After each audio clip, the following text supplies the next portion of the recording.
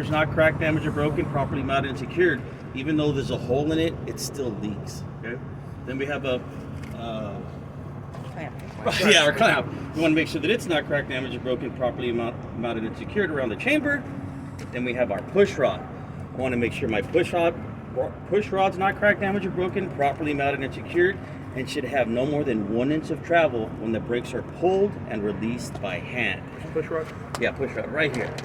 Then I have a slack adjuster. I want to make sure that it's not cracked, damaged, or broken, it's properly mounted and secured. And now I go to the two things I can't see, right? Yeah. I'm going to hit my drum first. I want to make sure it's not cracked, damaged, or broken, free of any bluing or glazing that could indicate heat.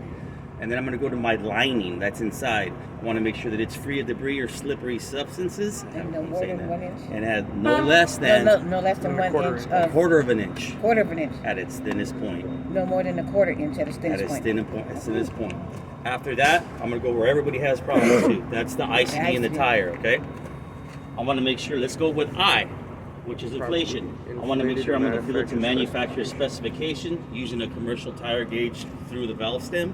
And the valve stem's not cracked, damaged, or broken, or leaking. Should have a cap in it, but if you test and it doesn't, should have a cap. Then from there, we're going to go to C, which is for condition. I want to make sure there's no abrasions, bubbles, cuts on the outer or the inner wall.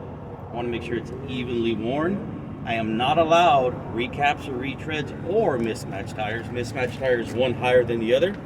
And steering tires must be? For 30 seconds. Yes, but they must be brand new.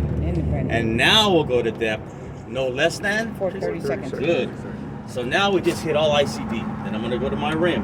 My rim's not cracked, damaged, or broken, properly mounted and secured. No illegal holes, no illegal wells.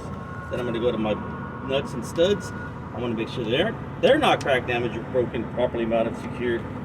If I were to see metal shavings or rust, that could indicate It's loose. looseness. And then these little babies in here, these are our spider balls. I want to make sure they're not cracked, damaged, or broken, properly mounted and secured. And this is our Hub seal. hub seal. I want to make sure that it's not cracked, damaged, or broken, and definitely not leaking, okay? If I needed to add, take the cap off up to my first digit.